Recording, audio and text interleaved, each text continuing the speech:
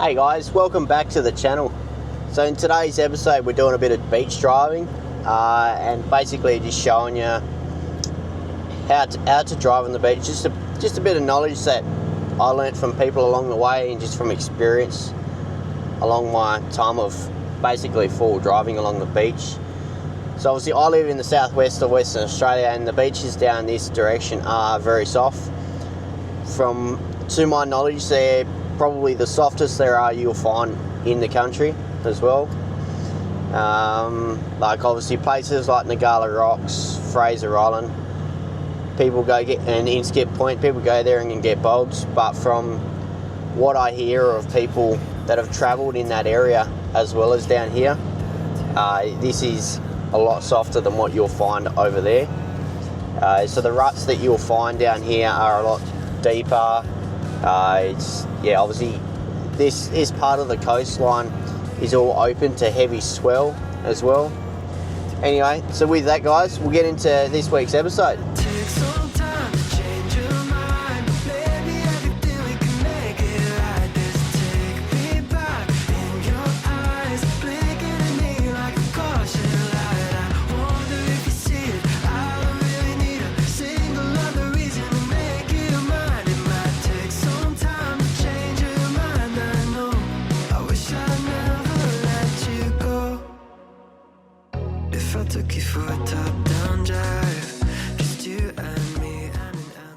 This part of the video is pretty well self-explanatory. I've done enough episodes now for you guys to understand that the first step to beach driving is tyre pressures.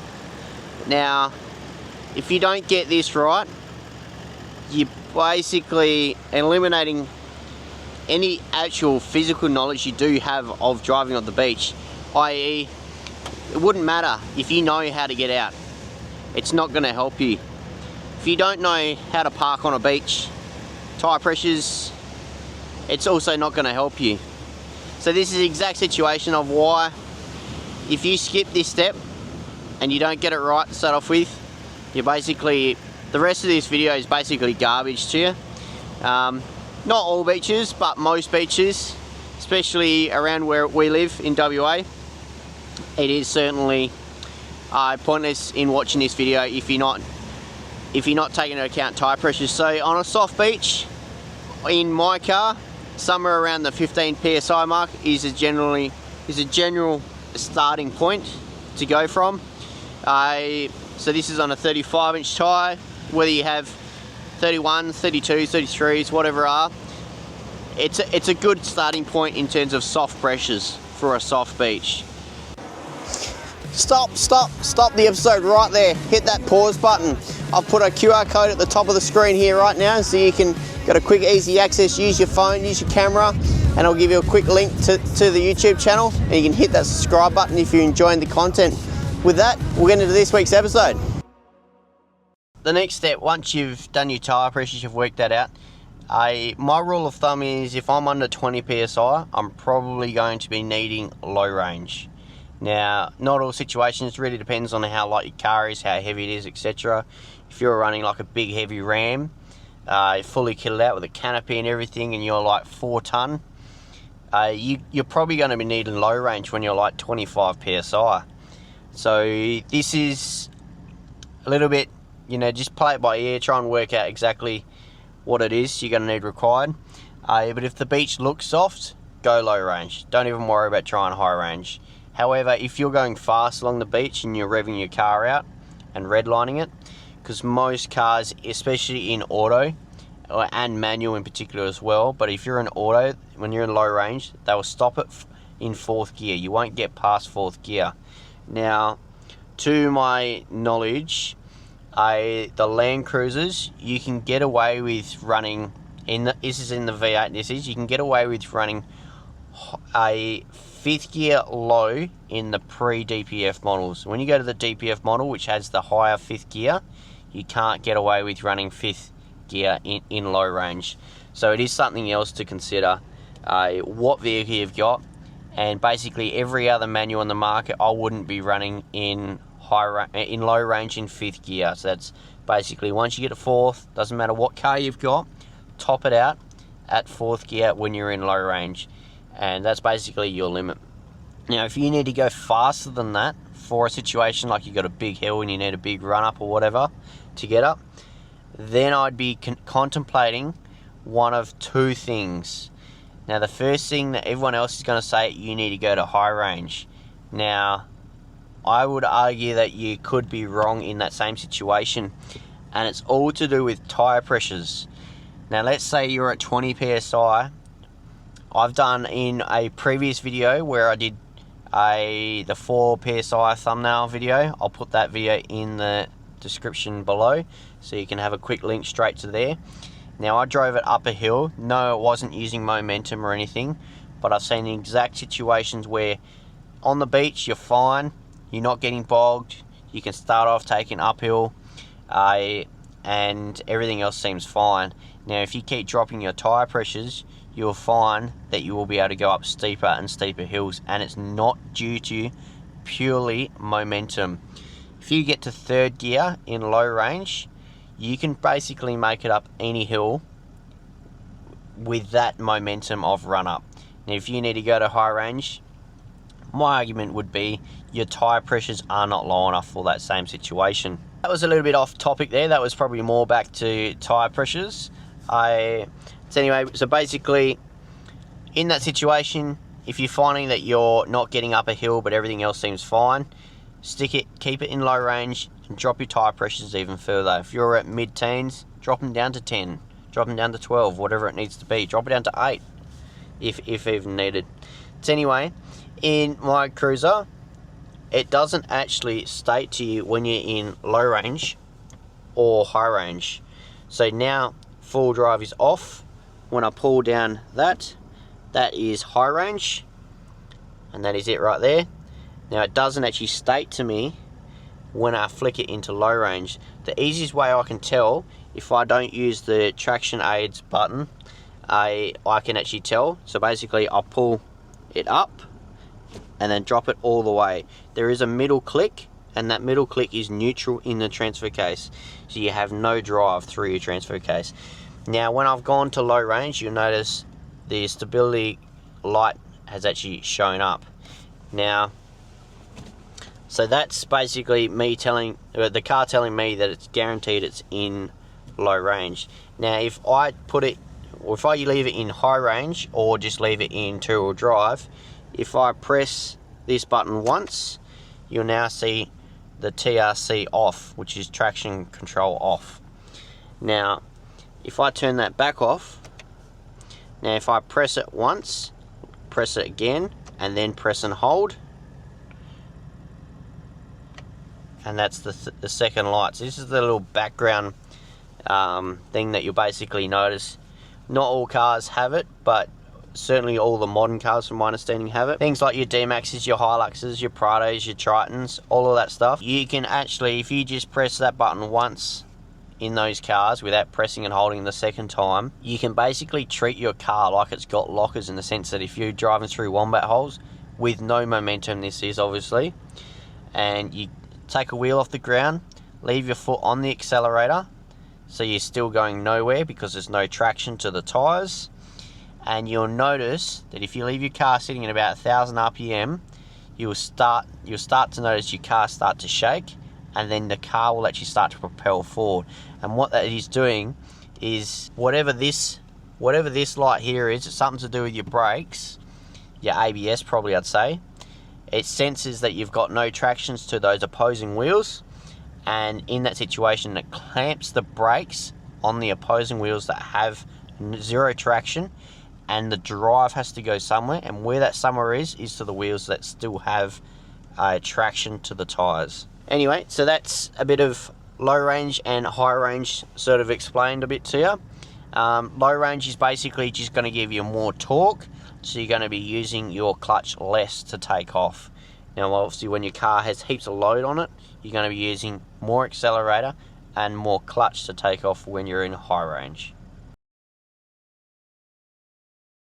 Driving in wheel ruts and how to go ahead about it. So basically you will notice that the ruts will go in and out, up and down the sand as it continues along the beach, as the beach changes shape. Now as you get to all the corners, you basically just got to guide the wheels into the ruts. Don't fight it, don't try and hold them straight. Don't let the car fully do its own thing, because you'll find that in some situations the car will actually get spat out. So basically, even if you let go in deep wheel ruts like I'm doing right now, the car is still going to generally stay in the ruts. As long as they're not going too fast, it's not going to throw it out. How to exit the wheel ruts. Next step from here is to not just turn the wheel. Because if you turn the wheels, depending on your tyres and depending on how fast, will depend on how sharp and how easy you'll exit and correct your manoeuvre. So basically, you want to slow down a little bit, and you want to be able to use the acceleration and the torque of the vehicle to be able to dig up the ruts so you can turn and exit your ruts. Now if you've got muddies, you'll find this easier than what you will do with all terrains, because it will execute the procedure better.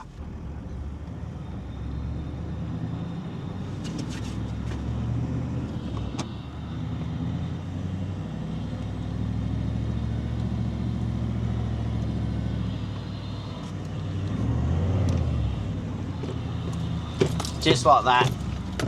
So you would notice that too fast. at the last minute,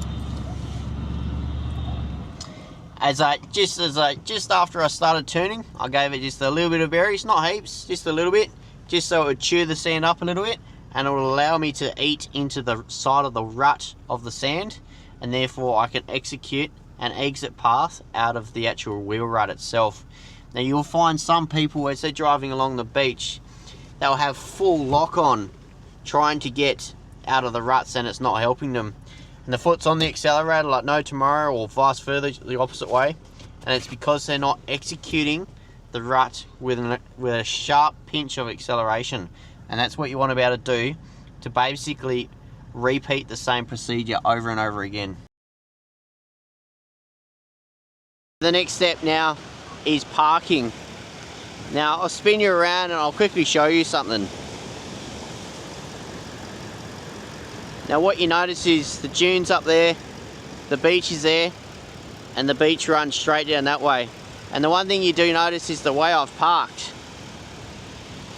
The reasoning why I've parked like this is basically to do with gravity.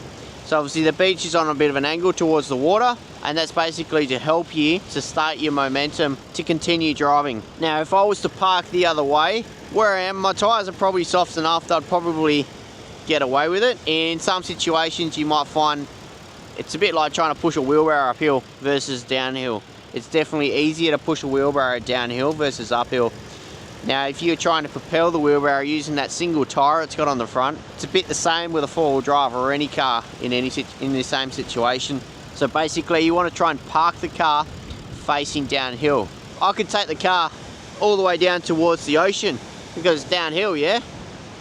Well, you'd be correct in saying that, but the problem is, for me to go anywhere, I'm only going to be able to go forwards, and that's into the ocean, and that's where I don't want to go. So in this situation, you kind of want to analyse where you're going to be parking on the beach. I'll spin you around so you can sort of see. So down there we've got the ocean, we've got a whole bunch of wheel ruts. Between the ocean and the wheel ruts you've got all these whoopties, which is all nice and firm. Then you've got the wheel ruts, which is fairly soft. And then you've got this angled part a bit higher in this part of the beach, which is actually really soft. And then you've got a softer piece up the top of the beach there as well. So in this situation, what I would do, I would start my run up from the bottom, go on like a 45 up towards the top, and then obviously you're going to park where there's no wheel ruts because you're going to want to be out of everyone's way. Now, in not all beaches and not all situations is it going to be easy to be able to park where you want to park. So it's just something you got to try and work out. It's all pretty easy anyway. Don't overthink it and make it overcomplicated compared to what it actually needs to be. If you need to park down towards the water, you got to do what you got to do. This is just to help you out as to where I think is best. So anyway, all I'm going to do is I'm going to go up the beach, come up, and do like a bit of a U-turn on the edge of the dune, and then face back down towards the water.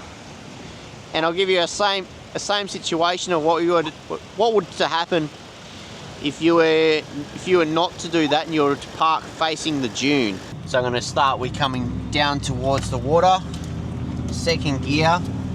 If you need to, do it in third, but yeah, second gear, come up on a bit of an angle up towards the dune, and you can see it's a bit of an angle here, so we rotate back, and then that'll be me right there. So that's basically how you execute the parking maneuver. Now in this situation, if I was to reverse, I'm not going to go anywhere, and I'll show you by that of what I mean. I might be able to go. There we go, just like that. So basically, I'm pretty much gotten stuck right there, exactly where I was basically saying that what not to do. So if I was to park facing up the dune, that's exactly what would happen. It's fairly soft. Now the car isn't exactly what I would call bogged, because it's in the early stages. Now however, if I was to put my foot into it and take off, I could probably guarantee you I will get bogged. Now in this situation, if you want to try and eliminate the factors of getting bogged, you would do everything in your power to help yourself out. Now what you would do is instantly drop your tyre straight down to 10 psi. That would be the extreme, but if you could take some additional pressures out of your tyre, that would certainly help you. If you have max tracks, this is the point of where you would use them, and it's not too late not to use them. And if you wanted to go the extreme of actually going ahead and digging your car out, that'll also help. Also, if you've got lockers, if your vehicle is equipped with lockers, turn them on at this point as well. And if you've got any other sorts of traction aids like low range, etc., make sure you are in low range, because this is where this will leave low range and high range completely separate from each other in terms of its daylight chalk and cheese of what the differences is for how far this will help with low range. Now if you're in high range, all you're going to do in this situation is just dig, because you're going to need to use revs. Anyway, so I'll hop back in and I'll show you. So basically all we're going to be doing, first off, I'm going to put it in reverse and go just a little bit. Will depend on how much traction I can gain as to how far I can go. But basically I want to try and create a bit of a runway. So I'll hop in. I'm going to engage both of my lockers. Put it in reverse to start off with.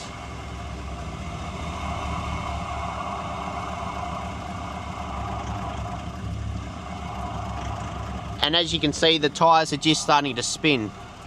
Now, so I'll go forwards and do the same. And it's not quite as soft as what I was sort of hoping, but you get the gist of it.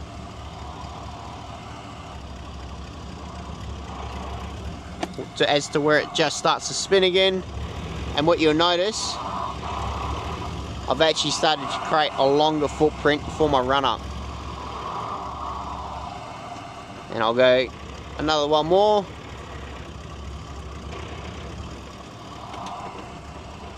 Go back one more. There we go. So now I'll put it in second, take my foot off the clutch, and as it's off, then I'll just use a few more revs, and that's how you get out. So as you can see here, the ruts aren't big, but you can see where I've turned the sand up to get to fresh, moist and wet sand. Now the wet sand will actually help you out, the dry sand won't.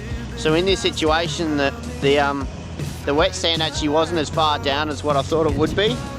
So that's what's made it able for me to get traction to get out of here. Anyway, that's probably the biggest one that will probably ever actually help you. If you do have max tracks, it'll certainly help as well. Anyway, other than that, guys, don't forget to like and subscribe to the channel if you're enjoying the content. Comment below if you've got any questions. And with that, we'll see you guys in next week's episode. See ya.